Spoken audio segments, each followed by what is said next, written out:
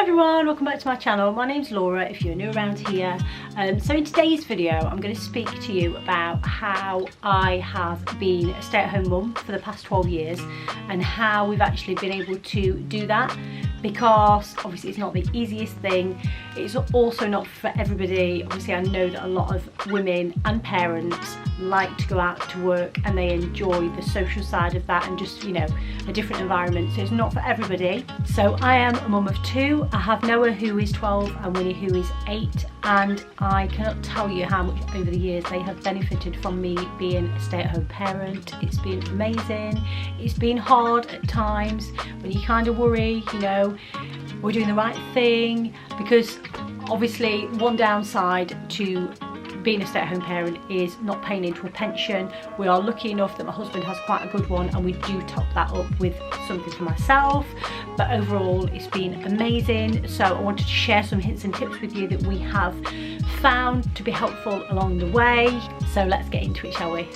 So when my son was born, life instantly changes. As any parent will know, it just cannot possibly stay the same. You change and obviously your whole life is changed. And we instantly knew that we didn't want to leave him all day with somebody else or in childcare all day long and both go out to work full time, because we feel like we would have missed out on so much.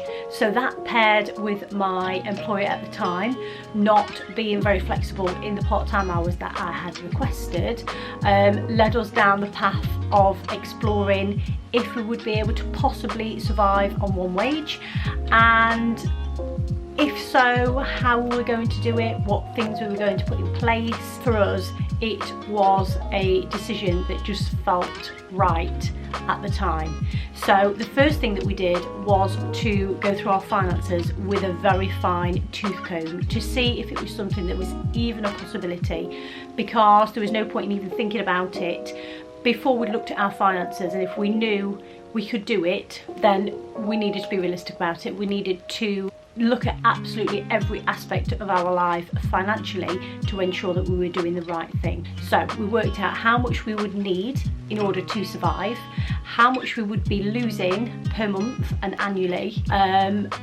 because basically you need to know what you're working with. You need all those figures to hand, because otherwise it can end up very, very messy if you've not completely gone through absolutely everything. We went through our finances very, very thoroughly. So I would advise that that's the first thing that you do. So the second thing that we did, once we had an idea of the figures and what we was kind of dealing with, was to go through and get rid of any unnecessary payments, i.e.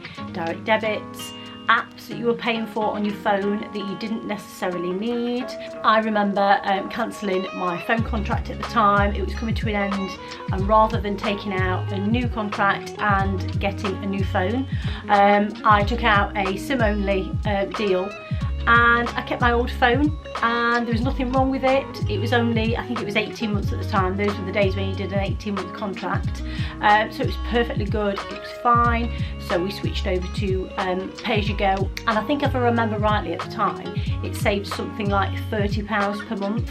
Now, phone contracts then were quite extortionate, but these days I feel like they are huge and can be huge. So that's something worth looking at and bearing in mind, seeing if you can sort of downgrade on your phone contract. Also, if you have two cars and one of you is going to be staying at home and you are in close proximity of the supermarkets, the shops, maybe the town centre, maybe look at getting rid of a car. We didn't do that purely because we felt that we could manage with two, and my car didn't owe us anything anyway because it was pretty old at the time. So we did manage to hang on to two cars. If you maybe have, I don't know, finance or loans on those things, maybe it's worth looking into to see if you can make do with one. If staying at home with your child is like a high priority, definitely look at your car situation, because you never know. So that's the second thing, to get rid of any unnecessary bills and go through and see what you can kind of drop off that would free up some money. So number 3 is budgeting. From the moment that we knew I was going to be able to give up my job, we knew that budgeting was going to play a crucial part in absolutely everything that we did. So first of all, we downloaded an app This is not an ad, it wasn't a free app, we actually paid for the app, but the app that we use is called You Need a Budget, and we still use it to this day. I'm not really sure we'd have been able to manage on one wage all this time without extreme budgeting, but it absolutely works. Basically, you input all your incomings into this app and it will dish it out into different categories each month, and basically you need to stick to those categories and you need to stick to the budget within those categories.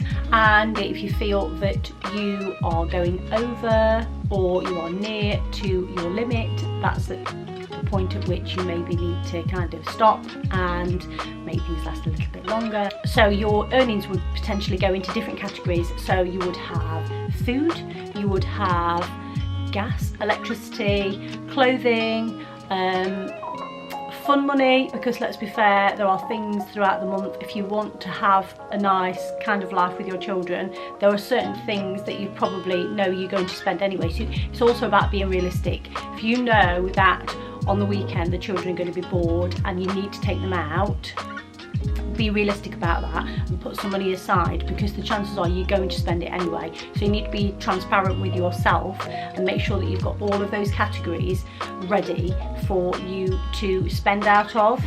And equally, something like a random category as well for those unexpected bills that may crop up, or a rainy day fund.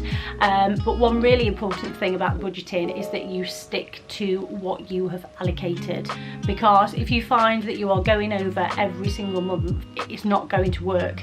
You are probably going to have to go back to work. So as boring as it seems, and it's not anything anybody really wants to do, that's the thing that has kind of allowed us to be able to do this. So number 4 actually ties into this really quite closely, is to only buy what you absolutely need. Try and get into good habits of buying literally only things that you need. So if you are used to buying lots of clothes, lots of treats, you need to try and really cut back on those and be extra careful and make sure that the money that you are spending is actually necessary. So if you're actually out spending money on those things every single month and you are not earning a wage, I don't think it would probably take you very long to actually have to go back to work. So you have to take it really seriously. Again, I know it's boring.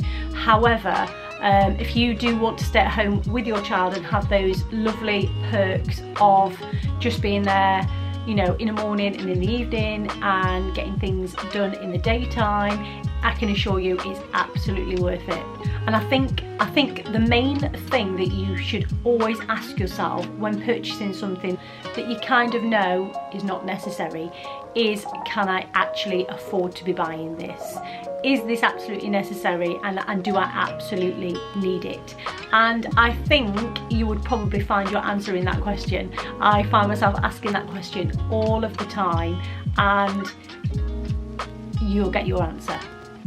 So number 5 is to shop smarter. I remember when I was on maternity leave, and it was quite exciting because it was a possibility of me being able to stay off work.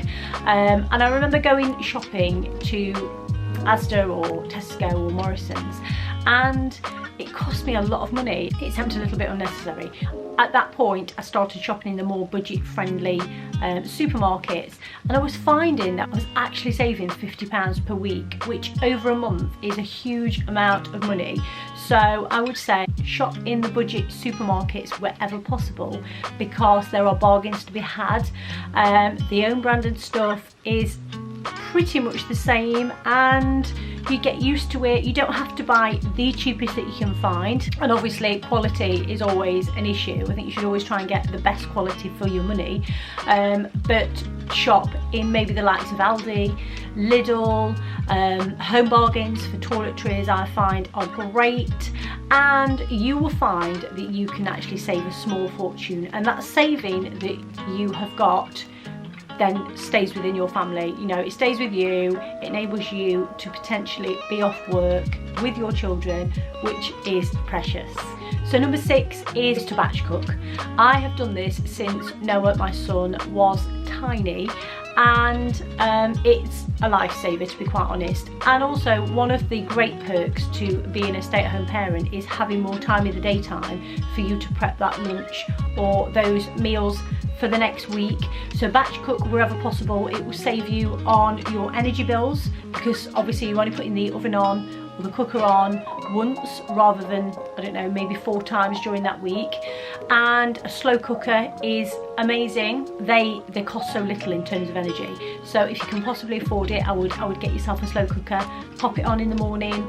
By the time the kids come home, you know, 3-4 o'clock, everything's done. And if you double, triple or quadruple your quantities, you've got meals probably for, I don't know, 3 or 4 nights. So it's a time saver, but also it's a big money saver, because if you can buy in bulk, it will be cheaper, and you're getting fresh meals every single day if you do it that way, which is amazing. So I would absolutely recommend batch cooking. So number 7 is sell anything that you no longer need. I try and go by the rule of, if I've not used it or worn it in the last 6 to 8 months, then it needs to go. And there are many selling apps out there. I personally use Vinted. I've sold quite a few things on there, and it's super easy. Bag it up, take it to a locker or to a store, and obviously the buyer will receive it, and then you'll receive your funds. But basically, sell anything that you no longer need. It will declutter your home, and you possibly can make some money out of it as well, so that's a good tip. So number 8, which is the final one to make, and that is to save wherever possible. Any spare cash that you get, make sure you put it to one side. I used to be really terrible actually at saving before I had my son. However, once I knew it was a possibility that I didn't have to go back to work and I could spend my time with my son. Obviously my daughter wasn't born until later, but she has also benefited from it massively. That's when I knew that the benefits of it are huge, and I actually get quite a bit of a kick out of it now, saving money and watching that little pot mount up. And it's always good to have a rainy day fund anyway. We probably should all do that. I know it's easier said than done, that's quite a luxury, but I feel like if you can save wherever possible, it's only going to serve you well. So those are my tips. I hope they are helpful to you. It's not for everybody, I appreciate that. It worked for us, and I am so glad we were able to do it. It's been absolutely amazing. I would not change a thing. It's not always been easy, however it's been just the best thing we ever chose to do. And yeah, I hope you find these tips useful. For me personally, it's time to move on to the next chapter, which I'll do in another video and let you know what we have planned. But if this is something that you are considering doing, I would say go for it. Just be armed with all the facts that you need beforehand, and it doesn't have to be 12 years. It's just that we did it, it worked well for us, and we kind of carried on. But it's time for us, it's time for me now to sort of go down a different path. But I hope you found this video useful. Please give it a big like and consider subscribing, because I would love to have you stick around. Let me know in the comments below if you are a stay-at-home mum, if it's something that you are considering, and follow me on Instagram, and my DMs are always open. You can message me any questions that you've got. But thanks for watching, and I'll see you in my next one. Bye.